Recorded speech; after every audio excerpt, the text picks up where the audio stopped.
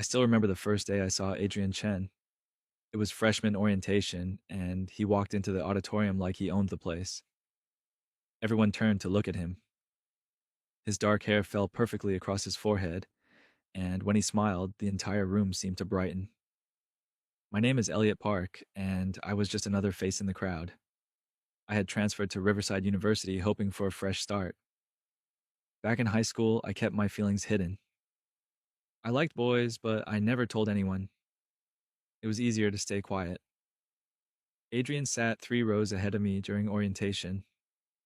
I noticed everything about him: the way he laughed at the dean's jokes, how he helped an older student pick up dropped papers, the casual confidence in his movements. I told myself it was just admiration, nothing more, but I was lying to myself. Within the first week, I learned that Adrian was already famous on campus. He was a sophomore, president of the debate club, captain of the basketball team, and somehow still managed to maintain perfect grades. People called him the campus heartthrob. Girls left notes in his locker. Guys wanted to be his friend. I kept my distance. What chance did someone like me have? I was average in every way: average height, average grades, average looks. My only talent was writing, and I spent most of my free time in the library, working on stories that no one would ever read. Then fate decided to play a trick on me. Elliot Park, Professor Martinez called out during English literature class. I raised my hand nervously. You'll be partnered with Adrian Chen for the semester project. You two will analyze and present on romantic poetry through the ages. My heart stopped. Adrian turned around from his seat and gave me a friendly wave. Hey, partner, want to meet at the cafe tomorrow to discuss the project? I managed to nod. My voice had completely abandoned me. That night, I couldn't sleep. I kept rehearsing what I would say, how I would act normal, how I wouldn't let my feelings show. Adrian was just a classmate, nothing more. I could handle this. The next day, I arrived at the campus cafe 15 minutes early. I ordered a black coffee and sat in the corner booth, trying to calm my nerves. My notebook was open, filled with ideas for the project. I wanted to impress him, or at least not embarrass myself. Adrian arrived exactly on time. He ordered some complicated drink with extra foam and slid into the seat across from me. Up close, he was even more attractive. His eyes were warm and friendly. And when he smiled at me, I forgot how to breathe. So, romantic poetry, he said, pulling out his laptop. I have to admit, I'm not great with this stuff. I'm more of a science guy. But Professor Martinez said you're an amazing writer, so I'm counting on you to save my grade. She said that?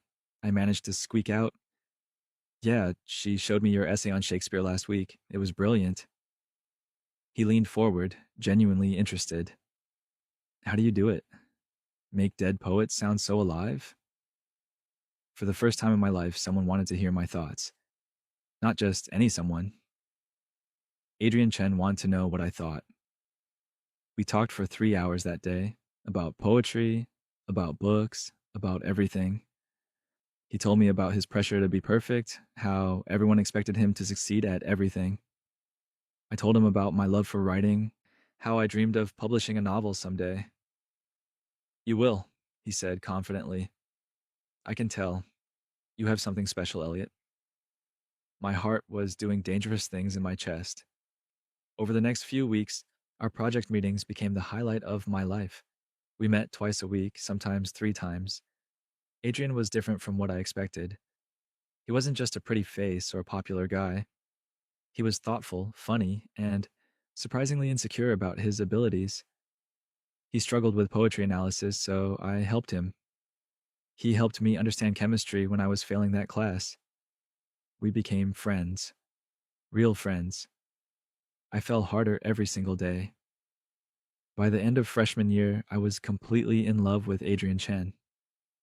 I knew it was hopeless. I knew I should protect my heart, but some feelings are too strong to control. I decided I would keep this secret forever. Being his friend was better than losing him completely. I could live with loving him from a distance. I could watch him date girls and celebrate his successes and be the supportive friend. I could handle the pain as long as I had him in my life somehow. That was my plan for the next 4 years. I had no idea how wrong everything would go. I had no idea that 4 years later I would overhear him say words that would shatter my heart into a million pieces. I had no idea that the boy I loved would become the person who hurt me most. But that comes later. For now, I was just a naive freshman, falling in love with someone I could never have. Sophomore year started with a surprise. Adrian texted me before classes even began.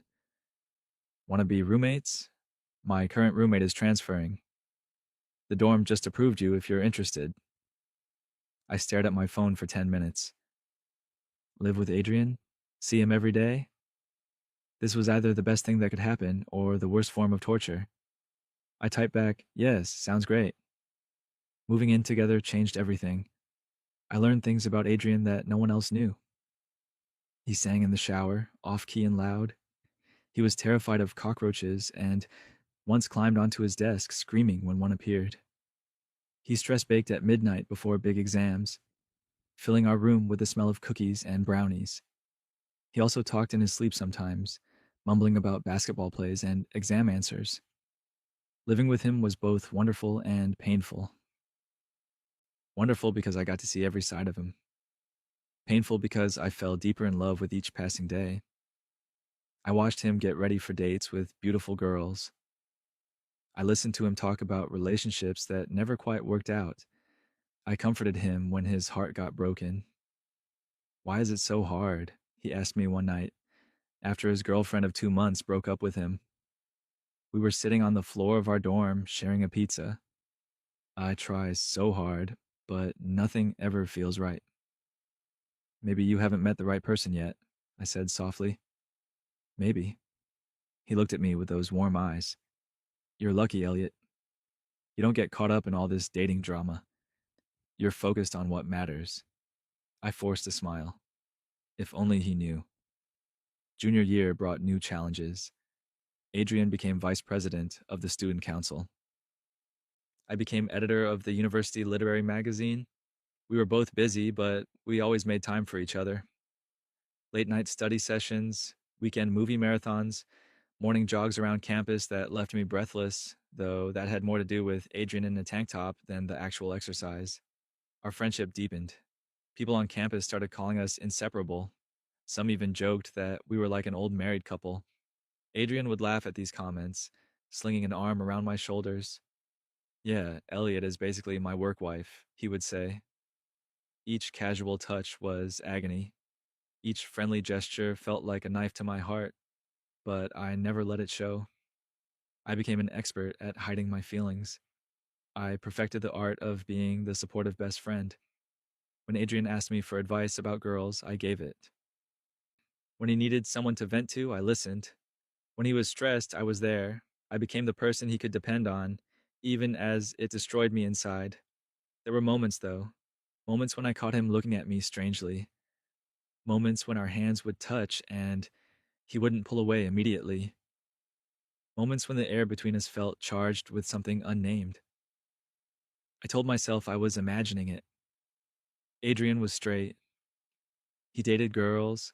He talked about marriage and kids and a traditional future. There was no room for me in that picture. Senior year arrived faster than I expected. Adrian and I decided to live off campus in a small apartment. His parents weren't happy about it, but he convinced them it would save money. The truth was, neither of us wanted to live with anyone else. Our apartment became our sanctuary. Adrian cooked breakfast while I made coffee. We studied at the kitchen table, our feet occasionally bumping underneath. We fell into a comfortable routine that felt almost domestic. This is nice, Adrian said one Sunday morning. We were both still in pajamas, reading the newspaper and eating pancakes. I could get used to this. My heart ached. Yeah, it is nice. I'm going to miss this after graduation, he continued. Miss you. I'm not going anywhere, I promised. We'll still be friends after college. Promise? He held out his pinky finger. I linked mine with his, ignoring how my heart raced at the simple touch. Promise. That semester was bittersweet. Every moment felt precious because I knew our time was running out. After graduation, Adrian planned to attend law school. I had been accepted into a writing program across the country. Our paths were diverging. I tried to memorize everything, the way he laughed at stupid jokes, how he always saved the last cookie for me, the face he made when concentrating on difficult problems. I stored these memories like treasures, knowing I would need them when we were apart. Hey, Elliot, Adrian said one evening. We were watching a movie on our worn couch. Can I ask you something? Sure. My voice came out steady despite my nervousness. Have you ever been in love? The question caught me off guard. I kept my eyes on the television. Why do you ask? I don't know. I just realized I've never seen you date anyone. In 4 years, you've never had a girlfriend. Or a boyfriend. He paused. Not that there's anything wrong with that. I'm just curious. My mouth went dry. I guess I've been too focused on school. That's not an answer. He was right. It wasn't. But I couldn't tell him the truth. I couldn't tell him that I had been in love for 4 years, that the person I loved was sitting right next to me. Maybe I have, I said carefully. Maybe I'm in love with someone impossible. Adrian turned to look at me. Impossible how? They don't feel the same way. How do you know? Have you told them? No, and I never will. Why not? Because some things are better left unsaid. Because I'd rather have this person in my life as a friend than risk losing them completely. Adrian was quiet for a long moment. That sounds lonely. It is, I admitted. But sometimes love means accepting what you can have instead of demanding what you can't. He didn't respond. We finished the movie in silence. But I felt his eyes on me several times, curious and confused. That night, I lay in my bed and wondered if I had said too much, if Adrian was smart enough to figure it out. Part of me hoped he would.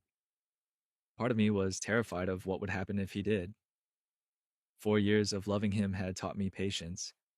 4 years of hiding had taught me control. I had no idea that everything was about to fall apart. Spring arrived with cherry blossoms and warm breezes. Graduation was 2 months away. Adrian and I spent our free time making bucket lists of things to do before we left campus. We took stupid photos at every landmark. We stayed up late talking about the future. We should plan a trip, Adrian suggested one night. Before we go our separate ways. Maybe a road trip? That sounds perfect. We started planning immediately. 2 weeks, driving up the coast, staying in cheap motels and eating at diners. It would be our last adventure together. I was both excited and heartbroken. 2 weeks of having Adrian all to myself. 2 weeks of pretending my heart wasn't breaking at the thought of saying goodbye. Everything changed on a Thursday afternoon in April. I had forgotten my laptop charger at the apartment. Classes had ended early, so I headed back to grab it. As I approached our door, I heard voices inside. Adrian was home, and he wasn't alone. I recognized the other voice. Marcus Wang, Adrian's teammate from the basketball team. They were good friends, often hanging out after practice. I was about to knock when I heard Marcus say something that made me freeze. Dude, you need to just tell him. Tell who what? Adrian asked. Elliot. You need to tell Elliot how you feel. My hand hovered over the doorknob. My heart pounded so hard I thought they might hear it through the door. I don't know what you're talking about, Adrian said, but his voice sounded strange. Come on, man. I've watched you two for 4 years. The way you look at him, the way you're always together, you're clearly into him. Silence. Long, stretching silence. It doesn't matter, Adrian finally said. Why not? You're both graduating soon. If you don't say something now, you'll regret it forever. Marcus, you don't understand. Then explain it to me. Another pause. I should have walked away. I should have given them privacy. But I couldn't move, couldn't breathe, couldn't think. I can't feel that way about him, Adrian said quietly. I can't feel that way about any guy. But you do feel that way. It doesn't matter if I do. Adrian's voice rose, frustrated. Don't you get it? My parents have plans for me. Law school, then joining my father's firm, then marriage to a nice girl from a good family. That's my life. That's what's expected. Since when do you care about expectations? Since always, Marcus. You know my family. You know how traditional they are. They would never accept it. They would never accept me if I. He stopped. If you what? If you admitted you loved a guy? Don't say that. Why? Because it's true? Because it's disgusting. The word hit me like a physical blow. I stumbled backward, my hand flying to my mouth to stop the sound that wanted to escape. Adrian, come on. No, Marcus, you don't get it. The whole idea of two men together, it's wrong. It's unnatural. My father explained it to me years ago. Men are supposed to be with women. That's how society works. That's how families continue. Anything else is just perverted. I couldn't breathe, couldn't think. The world was spinning. I don't believe you actually think that, Marcus said. I think you're scared. I'm not scared. I'm realistic. Even if I did have feelings for Elliot, which I'm not saying I do, acting on them would be disgusting. Can you imagine? Two guys together? It's revolting. Each word was a knife. 4 years of love, 4 years of hope, 4 years of secret dreams, all shattered in seconds. So you're just going to keep lying to yourself? Marcus asked. I'm not lying. I'm being smart. After graduation, I'll go to law school. I'll meet a nice girl. I'll get married. I'll have the life I'm supposed to have. And these confusing feelings will go away. And Elliot? Elliot is my best friend. That's all he'll ever be. That's all he can ever be. I couldn't listen anymore. I turned and ran. Down the stairs, out of the building, across campus. I didn't stop until I reached the library. I locked myself in a bathroom stall and let the tears come. Disgusting. The word echoed in my mind. Revolting. Wrong. Unnatural. Was that what Adrian really thought? All this time, had he been disgusted by the idea of loving someone like me? Had I been a fool for 4 years, loving someone who thought my feelings were perverted? But Marcus had said Adrian had feelings for me. Adrian hadn't denied it. Not really. He just said he couldn't act on them. That doing so would be disgusting. Which was worse? Being loved by someone who was ashamed of that love? Or not being loved at all? I sat in that bathroom for hours. Students came and went.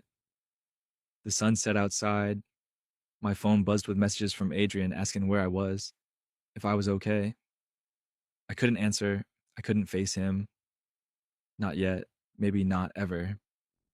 Everything I thought I knew was a lie. The friendship I treasured was built on secrets and shame. The boy I loved thought loving me back would be disgusting. How was I supposed to come back from this? As night fell, I finally left the library. I walked aimlessly around campus, trying to process everything. Part of me wanted to confront Adrian. Part of me wanted to pack my bags and leave immediately. But mostly, I just felt numb. 4 years. 4 years of loving him. 4 years of being the perfect friend. 4 years of hiding and hoping and dreaming. All of it meant nothing. I didn't go back to the apartment that night. Instead, I crashed on my friend Lisa's couch. She was a journalism major I'd worked with on the literary magazine. When she opened the door and saw my face, she didn't ask questions. She just pulled me inside and made tea. Do you want to talk about it? She asked gently. Not yet. She nodded and gave me space. That was the thing about good friends. They knew when to push and when to just be present. My phone kept buzzing. Adrian had called 12 times, sent 20 texts. Each message grew more worried. Where are you? Elliot, please answer. I'm getting worried. Are you okay? Did something happen? Please just let me know you're safe. I finally sent one message. I'm fine. Staying with a friend tonight. Need space. He responded immediately. Okay, but we need to talk tomorrow. I turned off my phone. That night, I replayed the conversation in my head 1,000 times, trying to make sense of it, trying to reconcile the Adrian I knew with the words he had said. Disgusting, revolting, wrong. But he had feelings for me. Marcus said so. Adrian didn't deny it. So, what did that mean? That Adrian was attracted to me but hated himself for it? That he thought his own feelings were disgusting? In some ways, that was worse. At least if he simply didn't love me back, I could move on eventually. But this was complicated and painful and impossible to process. The next morning, I returned to the apartment when I knew Adrian would be in class. I needed time to think, to figure out what to say. How do you confront someone about a conversation you weren't supposed to hear? I was packing some clothes when the door opened. Adrian stood there, breathing hard like he had run the whole way. His hair was messy, his eyes red rimmed. You're here, he said with relief. I'm just grabbing some things. Elliot, what's going on? You disappeared yesterday. You won't answer my calls. Did I do something wrong? Yes, I wanted to scream. You said loving someone like me would be disgusting.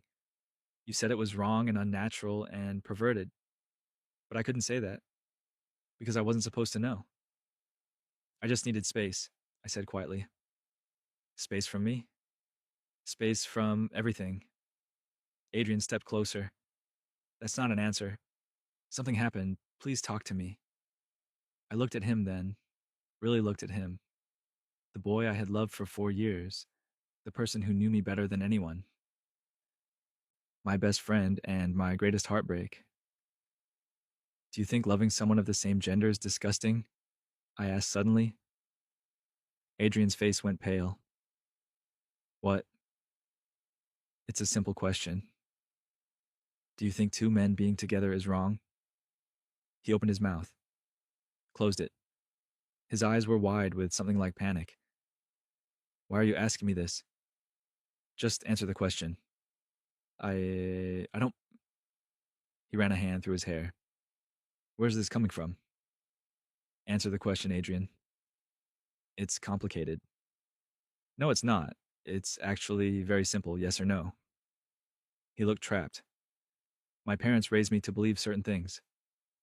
I'm not asking about your parents. I'm asking about you. Elliot, do you think I'm disgusting? The words burst out of me before I could stop them. Adrian's face went from pale to white. What? No. Of course not. But if I loved another man, if I was attracted to men, would that be disgusting? Understanding dawned in his eyes. Horror followed quickly. You heard. I didn't deny it. Oh, God. Elliot, that conversation with Marcus, you have to understand. I understand perfectly. My voice was cold. You think people like me are revolting and unnatural?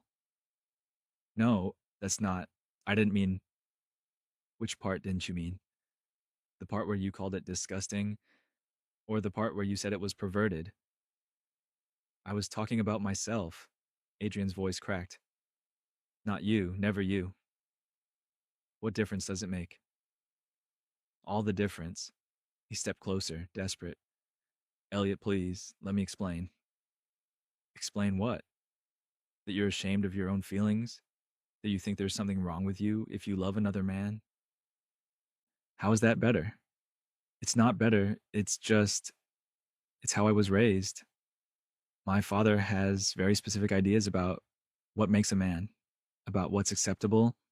I've spent my whole life trying to be the person he wants me to be. And being yourself isn't good enough. Being myself means disappointing everyone who matters. What about what you want? What about being happy? It's not that simple. It is exactly that simple, I was shouting now. You either live your life for other people or you live it for yourself. You can't do both. You don't understand the pressure. I understand perfectly. I understand that you're choosing fear over truth, that you're choosing your father's approval over your own happiness. That's not fair. Life isn't fair, Adrian. I've spent 4 years loving you in silence. 4 years watching you date other people. 4 years being the perfect friend while dying inside. And now I find out that you might actually feel the same way, but you're too much of a coward to admit it. Adrian flinched like I'd slapped him. You love me? I laughed bitterly. Of course I love you. I've loved you since the day we met. Everyone knows it except you. I didn't know. You didn't want to know. Silence fell between us, heavy and painful. Elliot, Adrian said softly, I'm sorry. For what? For calling my feelings disgusting? For being ashamed of your own? For making me fall in love with someone who could never love me back? But I do love you back. The words hung in the air. I waited for relief, for happiness, for something good. But all I felt was anger. That doesn't matter, I said. Love without courage is useless. Love without honesty is hollow. What do you want me to do? I want you to figure out who you really are, what you really want. I want you to stop living for other people and start living for yourself. And us? There is no us. There can't be. Not while you think being together would be disgusting. I don't think that. You said it. I was scared. Then stop being scared. My voice broke. Stop being scared and be brave enough to want what you want. I'm trying. Are you? Because from where I'm standing, you're choosing the safe path, the easy path, the path where you don't have to risk anything or disappoint anyone. It's not easy. It's easier than fighting for what you want, easier than standing up to your father, easier than admitting the truth. Adrian's eyes filled with tears. I don't know how to be brave like you. I'm not brave. I'm just tired of pretending. I grabbed my bag and headed for the door. Where are you going? Adrian asked. Away. I can't be around you right now. Elliot, please don't go. We can work through this. There's nothing to work through. You've made your choice. You're going to live the life your father planned for you. You're going to marry a nice girl and have kids and pretend these feelings never existed. That's not what I want. Then what do you want? He looked at me with such pain in his eyes. I want you. No, you don't. You want the idea of me. You want someone you can love in secret and hide from the world. I deserve better than that. I walked out before he could respond, before I could see his tears or hear his protests, before I could let myself weaken and forgive him. Because I loved him. I would always love him. But I loved myself too much to accept half measures and hidden feelings. If Adrian wanted me, he would have to choose me. Openly, honestly, bravely. Until then, we were done. The campus felt different after that. Smaller. Every corner held memories of Adrian. The cafe where we had our first meeting. The library where we studied. The bench where we ate lunch every Thursday. I couldn't escape him even when he wasn't there. I moved in with Lisa permanently. She asked questions once, and when I gave her the basic story, she hugged me tight and said, "Boys are stupid." It wasn't that simple, but I appreciated the sentiment. Adrian tried everything. He called constantly. He sent texts. He left notes under Lisa's door. He waited outside my classes. Each time I saw him, my heart broke a little more. He looked terrible. Dark circles under his eyes. Messy hair. Wrinkled clothes. I looked no better. You should talk to him, Lisa said one evening. We were eating ice cream and watching bad reality TV. There's nothing to say. He clearly wants to make things right. Wanting isn't enough. She studied me carefully. What would be enough? I thought about it. I don't know. Maybe nothing. Maybe some things are too broken to fix. But that wasn't true. I knew exactly what would be enough. I needed Adrian to choose me, to choose himself, to be brave enough to live authentically instead of hiding behind fear and expectations. After a week of silence, Marcus came to find me. He caught me leaving the library one evening. "We need to talk," he said. "About Adrian?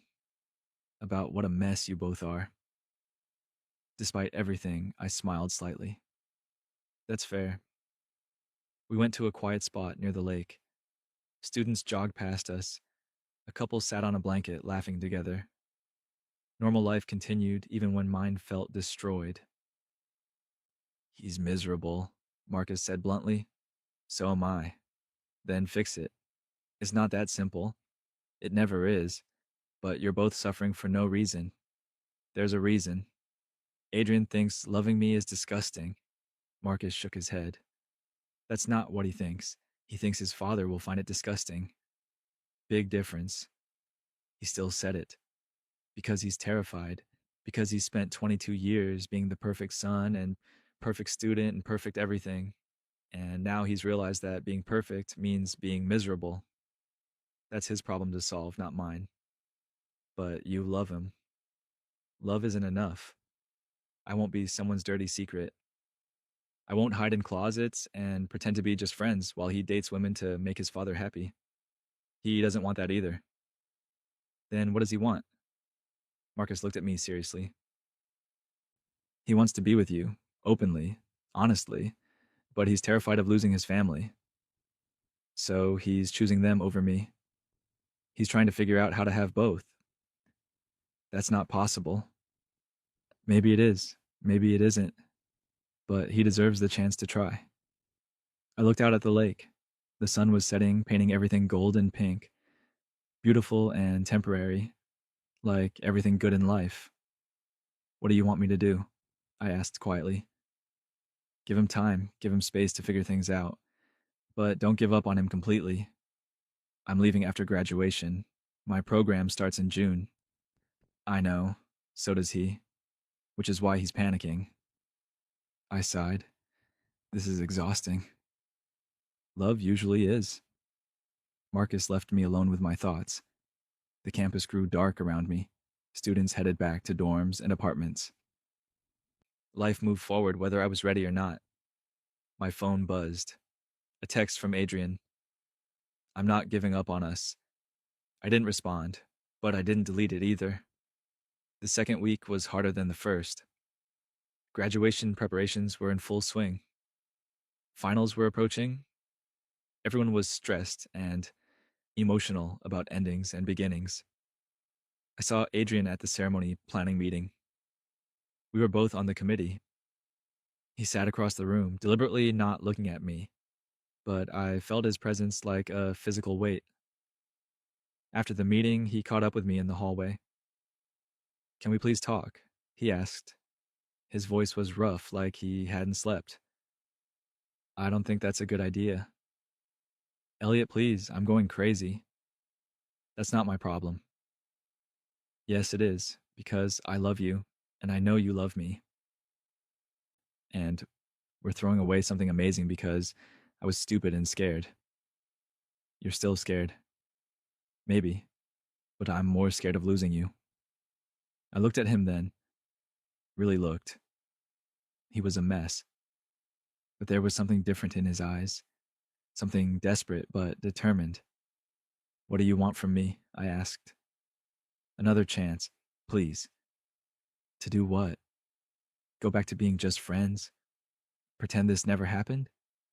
"No, to be more than friends, to figure this out together."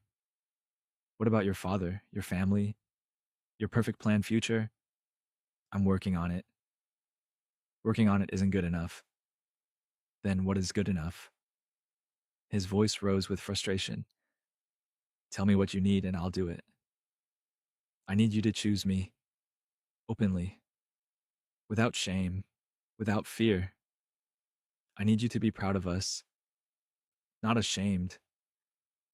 "I'm not ashamed of you." "You're ashamed of yourself. That's just as bad." Adrian looked devastated. "I'm trying to change.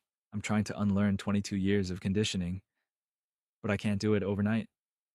I'm not asking you to. I'm asking you to try. Really try. Not just for me, but for yourself. I'm trying. Are you? Because from where I stand, you're still making excuses. That's not fair. Maybe not, but it's true. I walked away before the conversation could continue, before I could see the pain in his eyes and forgive him too easily, and before I could accept less than I deserved. That night, Lisa found me crying on the couch. "Oh, honey," she said, sitting next to me. "This is torture for both of you." "I know. So why are you doing this?" "Because I have to. Because if I give in now, nothing will change. He needs to figure himself out without me making it easier. And if he doesn't, if graduation comes and you leave and he never figures it out, then at least I'll know I stood up for myself, that I didn't accept scraps when I deserved a feast." Lisa hugged me. "You're stronger than I thought." "I don't feel strong. I feel broken. Sometimes they're the same thing." 2 weeks of silence, 2 weeks of avoiding each other on campus, 2 weeks of pain and stubbornness and hurt. But something was changing. I could feel it, like a storm building on the horizon. Whatever happened next would change everything. For better or worse, we were approaching a breaking point. I just hoped we both survived it. Finals week arrived with its usual chaos. Students camped out in libraries. Coffee sales tripled. Everyone looked exhausted and stressed.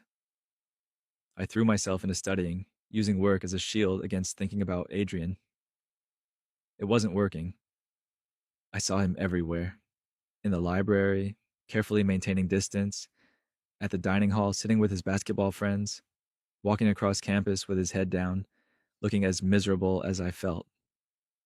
Marcus reported that Adrian had been skipping practices, that he barely ate, that he spent most nights staring at his phone, typing messages he never sent. "You two are ridiculous," Marcus told me. "Just talk to each other." We did talk. It didn't help. Then talk again. But I couldn't. I was too raw, too hurt, too scared of accepting less than I deserved. 3 days before graduation, something changed. I was leaving my final exam, emotionally exhausted and ready to sleep for a week, when I noticed a crowd gathering in the main quad. Students were pointing and laughing. Someone was making a scene. Curiosity pulled me closer. I pushed through the crowd and stopped dead. Adrian stood in the center of the quad. He was holding a microphone connected to the campus sound system. His hands were shaking, but his voice was steady. "My name is Adrian Chen," he said, "and I have something I need to say." The crowd grew larger. Phones came out, recording. Adrian's face was pale but determined.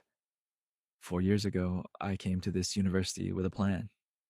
I would study hard, join the right clubs, make the right friends, and become the person my parents wanted me to be. I did everything right. I was perfect. He paused, taking a breath. But there was one problem. I fell in love with someone I wasn't supposed to love.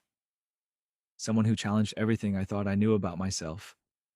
Someone who made me question all the rules I had been following my whole life. My heart was pounding. People in the crowd were whispering. I saw Marcus standing to the side, grinning like this was the best thing he'd ever seen. For 4 years, I lied to myself. Adrian continued. I told myself these feelings were wrong, that they were disgusting, that I could make them go away if I just tried hard enough. I dated girls I didn't love. I planned a future I didn't want. I became an expert at pretending. His eyes scanned the crowd, searching. When they found me, they locked on. And then 2 weeks ago, the person I love overheard me say something terrible, something I didn't mean, something that came from fear and shame and years of being told who we was supposed to be. The crowd was silent now, completely focused on Adrian's words. I said that loving another man was disgusting. I said it was wrong and unnatural. And I hurt the person who matters most to me in the world. Tears were running down his face, but he didn't stop. I've spent the last 2 weeks trying to figure out who I really am, not who my father wants me to be, not who society expects, but who Adrian Chen actually is. And here's what I learned. He looked directly at me. I'm a guy who loves another guy. I'm someone who would rather be happy than perfect. I'm a person who's done living for other people's expectations. And most importantly, I'm someone who is completely, desperately, hopelessly in love with Elliot Park. The crowd gasped. Phones continued recording. Someone cheered. Someone else started clapping. Adrian kept his eyes on me. Elliot, I know I don't deserve another chance. I know I hurt you. I know I was a coward. But I'm here, in front of everyone, telling the truth. I love you. I want to be with you. Not in secret, not as best friends, but as partners, as boyfriends, as whatever we want to be. He set down the microphone and walked toward me. The crowd parted to let him through. I called my father this morning, he said softly, just for me. I told him everything. He hung up on me. He said he was disappointed. He said I was throwing away my future. And you know what? I didn't care. Because a future without you isn't worth having. I couldn't speak, couldn't breathe, couldn't process what was happening. I know you said I needed to choose you openly, Adrian continued. So I'm choosing you, right here, right now, in front of everyone. I'm choosing you over my father's approval, over my perfect planned life, over everything. Adrian, I know it's not enough. I know it's too late. I know I broke your trust.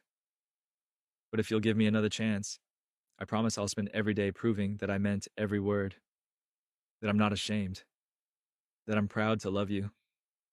The entire quad was silent. Hundreds of students watching, waiting. Say something, Adrian whispered. Please. I looked at him, really looked. This boy who had been my best friend for 4 years, who I had loved in silence, who had broken my heart and was now offering to put it back together. He wasn't perfect anymore. His face was blotchy from crying. His hair was a mess.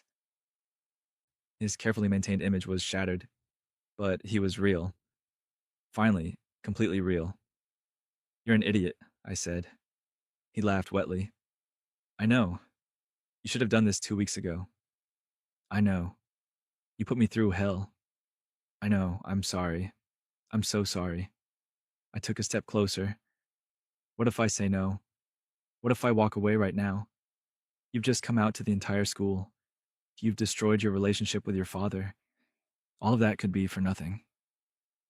It wouldn't be for nothing, because I needed to do this for me, not just for you. I needed to stop lying to myself. Even if you don't want me back, I needed to tell the truth. And if your father never speaks to you again, then I'll deal with it. Because I'd rather lose him than lose myself. And I've been losing myself for years, trying to be what he wanted. Tears were running down my face now, too. You really mean it? You're not going to wake up tomorrow and regret this? The only thing I regret is not doing it sooner. What about law school? Your plans? I'm still going to law school, but I'm going to the one near your writing program. I already deferred my acceptance and applied for a transfer. If they don't take me, I'll find another one nearby. I'm not spending the next 3 years apart from you. You changed your entire life plan? I changed it to include the only thing that actually matters. You. The crowd was going crazy now. People were cheering and crying and recording everything. This would be all over social media within minutes. There was no going back. I love you, Adrian said clearly. I'm in love with you. I want everyone to know. I want to hold your hand on campus. I want to kiss you at graduation. I want to build a life with you, if you'll have me. I looked at this brave, foolish, wonderful boy. This person who had finally chosen himself, who had chosen us. You're absolutely sure? I asked. More sure than I've ever been about anything. Because this is it. Once I say yes, there's no more hiding. No more pretending. We're all in. I know. I want that. I want all in. I took one more step. Now we were just inches apart. The whole quad was holding its breath. Then, yes, I said. Yes to another chance. Yes to us. Yes to everything. Adrian's face transformed. He grabbed me and pulled me close, and right there in front of hundreds of people, he kissed me. It was messy and awkward and perfect. People cheered. Someone started chanting, "Kiss, kiss, kiss." Marcus was whooping and hollering. When we finally broke apart, both laughing and crying, Adrian pressed his forehead to mine. "Thank you," he whispered. "Don't thank me yet. We still have a lot to figure out." "I know, but we'll figure it out together." "Together," I agreed. And right there in the middle of campus, surrounded by our peers and endless recording phones, we started our real story. Not the one I had imagined for 4 years, not the one Adrian's father had planned, but ours. Messy and real and honest and brave. Finally brave. The video went viral within hours. Campus Heartthrob comes out in epic confession, trended on 3 different platforms. The university newspaper wanted an interview. Random students kept stopping us to say congratulations or ask for selfies. Adrian handled it better than I expected. He smiled at everyone, held my hand proudly, and seemed genuinely happy despite the chaos. But I noticed the moments when his phone would buzz and his smile would falter, when he'd check the screen and then quickly put it away, when his eyes would go distant and sad. "Your father?" I asked on the third day after his public confession. We were in his apartment. Our apartment, technically, though I'd been staying with Lisa. He was packing up his things. Graduation was tomorrow. "My mother," he admitted. "She keeps texting, asking me to reconsider, saying I'm throwing away everything they've worked for. Do you regret it?" "No." He said it firmly, meeting my eyes. "Not even a little. But it still hurts." I know. We had been careful with each other the past few days, relearning how to be together, figuring out what it meant to be boyfriends instead of friends. It was strange and wonderful and sometimes awkward. Our first kiss had been public and dramatic. Our second kiss, alone in his apartment later that night, had been tender and slow. We were taking things carefully, building a foundation that could last.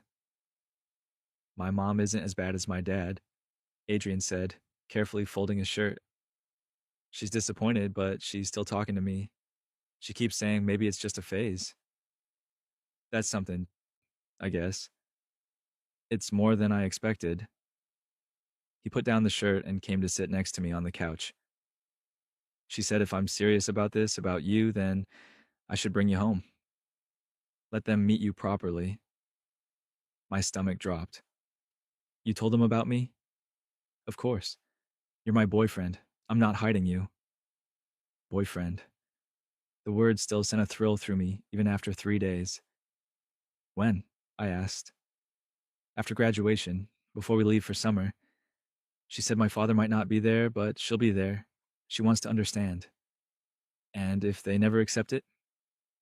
Adrian was quiet for a moment. "Then I'll be sad. But I'll survive. Because I'm not going back to pretending. Not ever." He took my hand, lacing our fingers together. I still wasn't used to being able to touch him like this, to be close without hiding.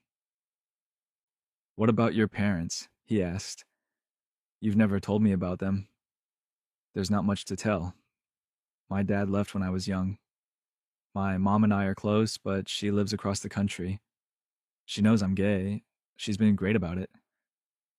"Does she know about me?" "I called her after your dramatic speech.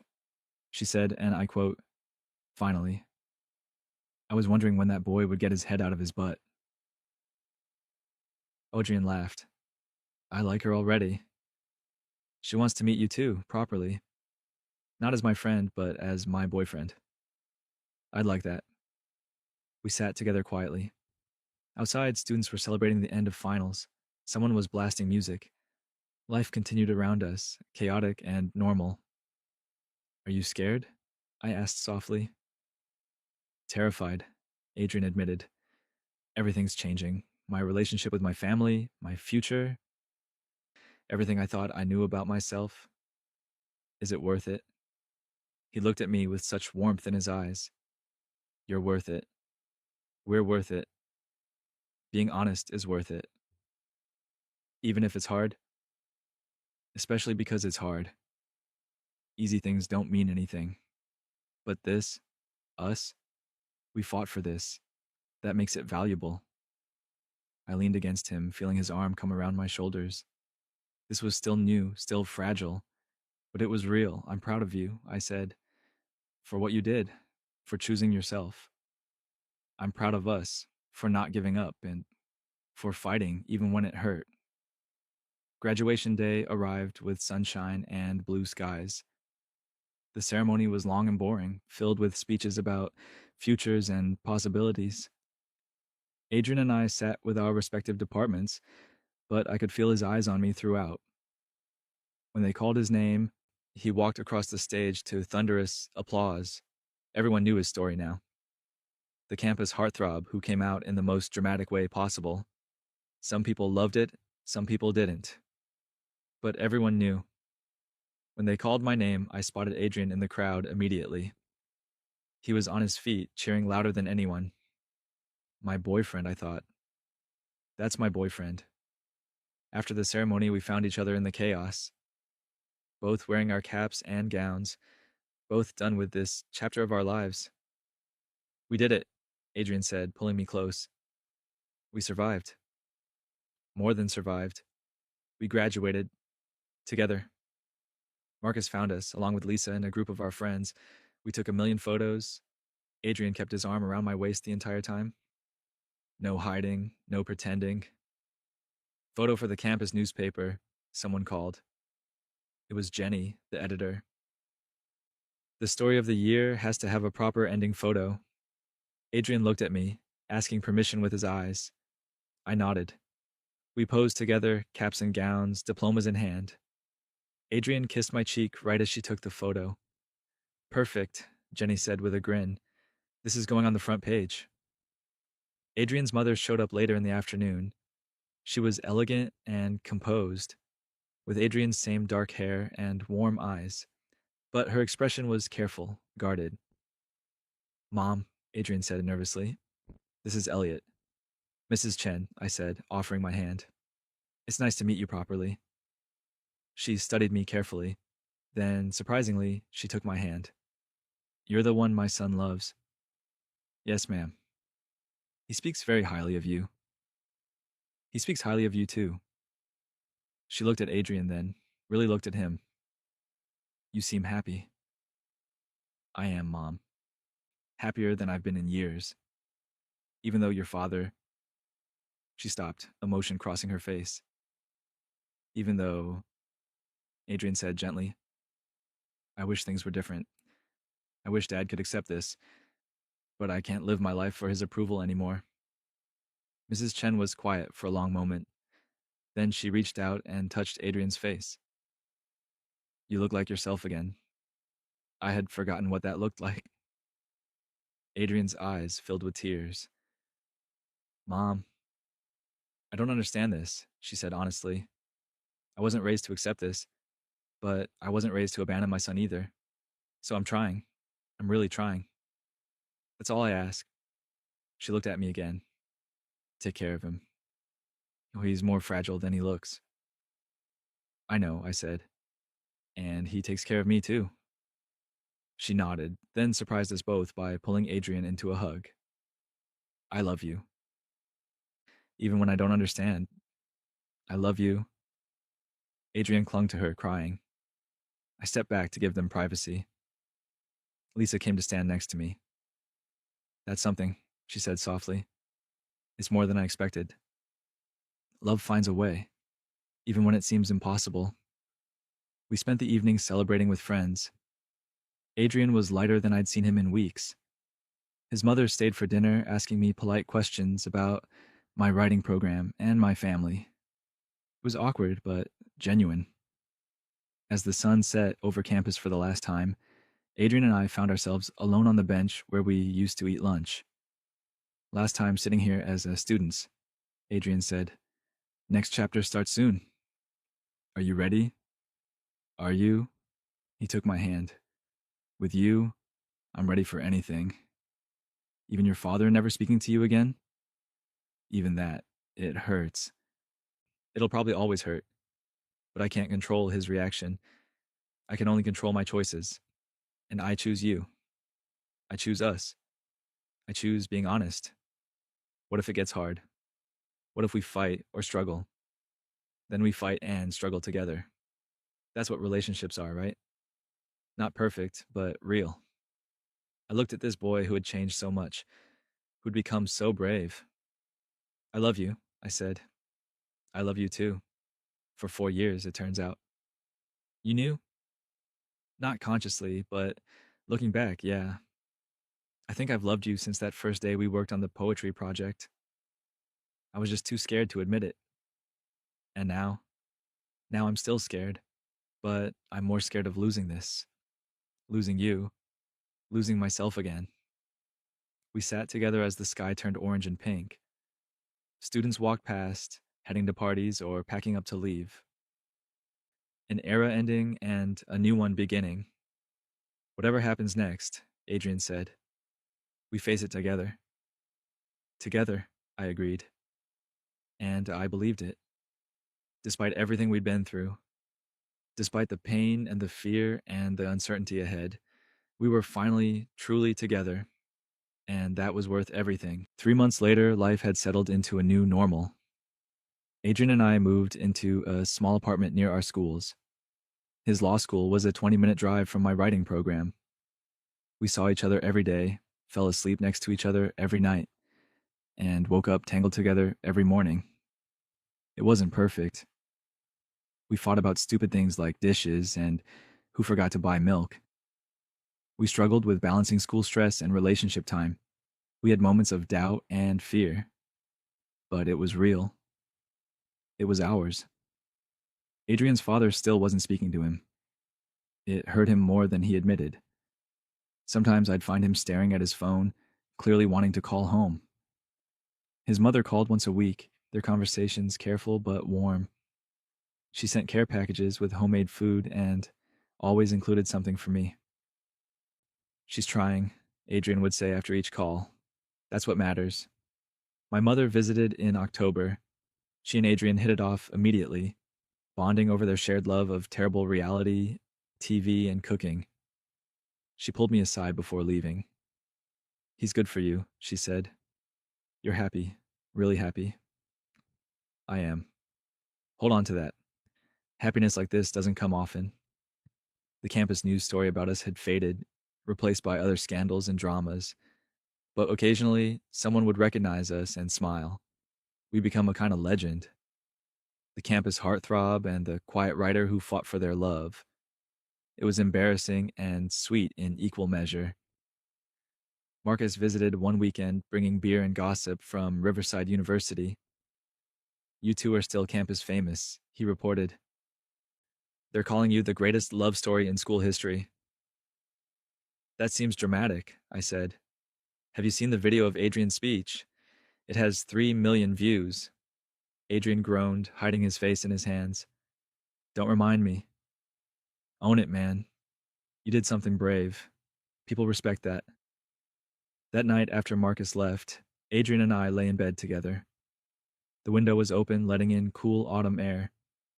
His head was on my chest, my fingers playing with his hair. "Do you ever regret it?"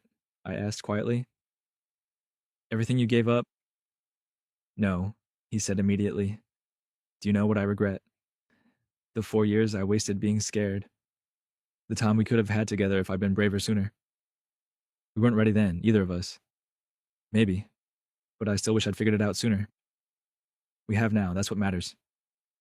He shifted, propping himself up to look at me. "Tell me something.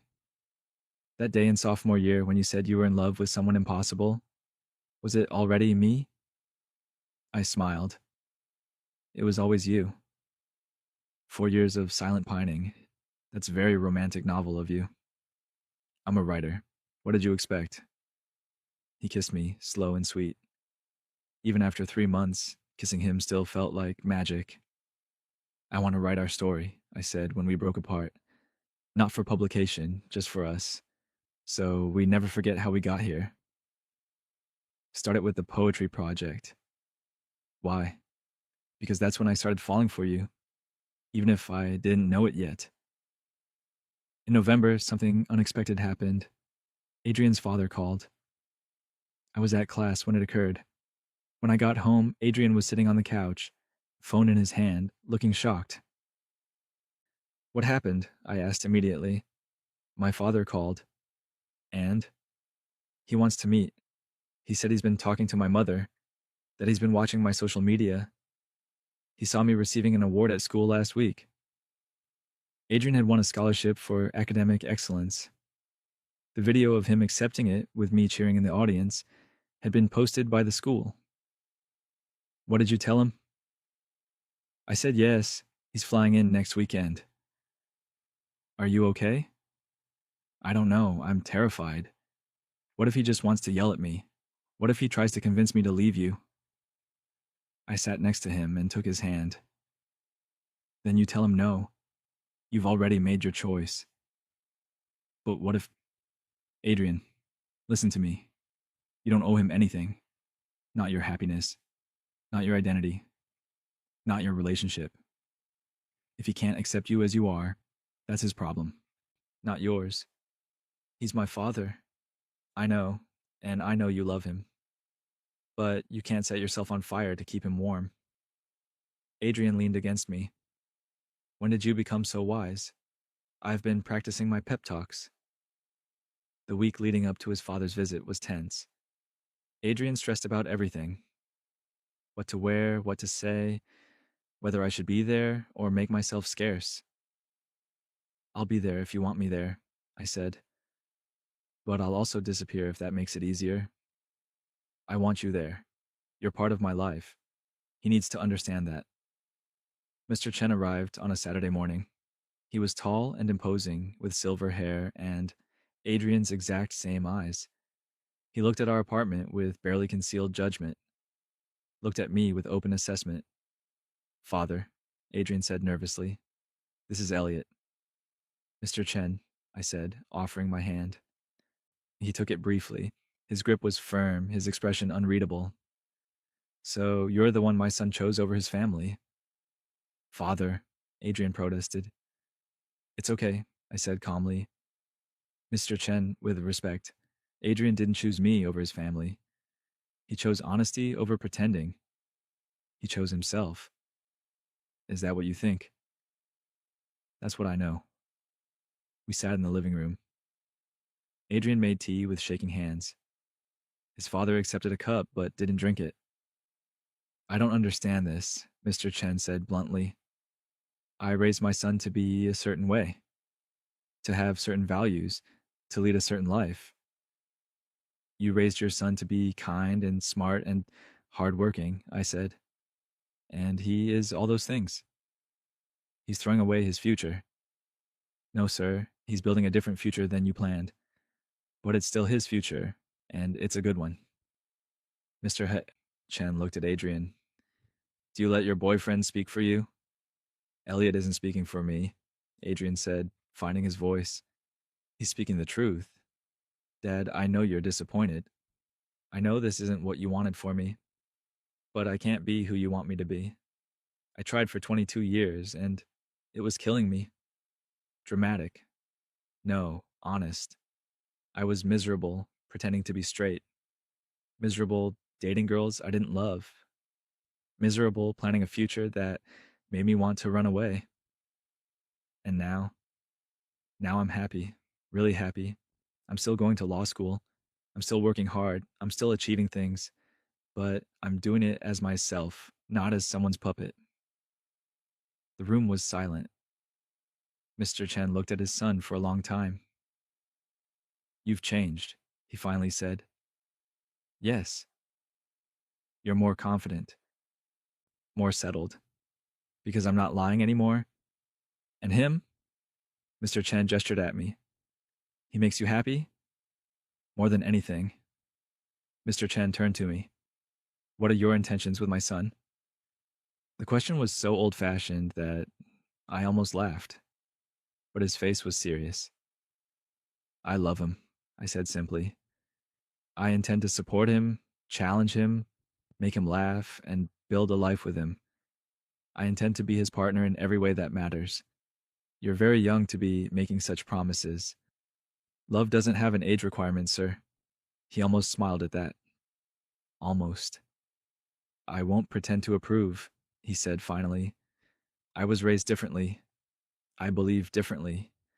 But I'm here because my wife convinced me to see my son. To really see him.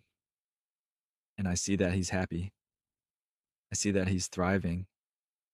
I see that this relationship, whatever I think of it, is important to him. Dad. Adrian's voice cracked. I'm not giving you my blessing. Not yet. Maybe not ever. But I'm not cutting you off either. You're still my son. That hasn't changed. Adrian was crying now, silent tears running down his face. Thank you, he whispered. Mr. Chen stood to leave. At the door, he turned back. Adrian, law school is expensive. I'll continue to help with tuition, but I expect you to graduate top of your class. Make this worth it. I will. After he left, Adrian collapsed into my arms, sobbing with relief and leftover fear and hope. He didn't disown me, he kept saying. He didn't disown me. I know, I'm so proud of you. He didn't accept us, not really. But he didn't reject you either, that's progress. Is it enough? For now? Yes, the rest will come with time, or it won't. But at least he's trying. We held each other as the afternoon faded into evening. Held each other through the fear and hope and uncertainty of it all. 6 months later, life had found its rhythm. Adrian was excelling in law school. I had published my first short story. We were happy, building a life together one day at a time. On the anniversary of Adrian's dramatic speech, he took me back to Riverside University. The campus looked the same, but felt different. We were visitors now, not students. Why are we here? I asked. You'll see. He led me to the main quad, where everything had changed, where he had chosen me in front of hundreds of people. I never properly asked you, he said. Ask me what? To be my boyfriend. I just declared it publicly and hoped you'd say yes. I laughed. You're ridiculous. Maybe. But you love me anyway. I do. He took both my hands. Elliot Park, you've been my best friend, my partner, my support, and my love. You've challenged me to be better, braver, and more honest. You've stood by me through the hardest year of my life, and I want you to keep standing by me. I'm not going anywhere. I know, but I want to make it official. Not marriage, not yet. We're too young and broke for that. But a promise, a commitment. He pulled out 2 simple silver bands, promise rings, a promise that we're in this together, that we'll face whatever comes next as partners, that we'll keep choosing each other every single day. My vision blurred with tears. Adrian, will you promise me forever? Even though we're young and stupid and have no idea what we're doing? Especially because we're young and stupid and have no idea what we're doing. He slipped the ring onto my finger. I did the same for him. Then we kissed, right there in the quad where it all began. I loved you for 4 years in silence, I said. And now I get to love you out loud for the rest of my life. The rest of our lives, he corrected. The rest of our lives. Around us, current students walked past, absorbed in their own dramas and dreams. They didn't know our story. Didn't know that this spot represented a moment of courage that changed everything. But we knew. We remembered. And as we walked hand in hand across campus one last time, I thought about everything it took to get here, the pain and fear and struggle, the brave choices and difficult conversations, the love that refused to stay hidden. It wasn't a fairy tale ending. We still had challenges ahead. Adrian's father still didn't fully approve. My career was uncertain. The world wasn't always kind to couples like us, but we were together, honestly, openly, bravely together, and that was enough. More than enough. It was everything.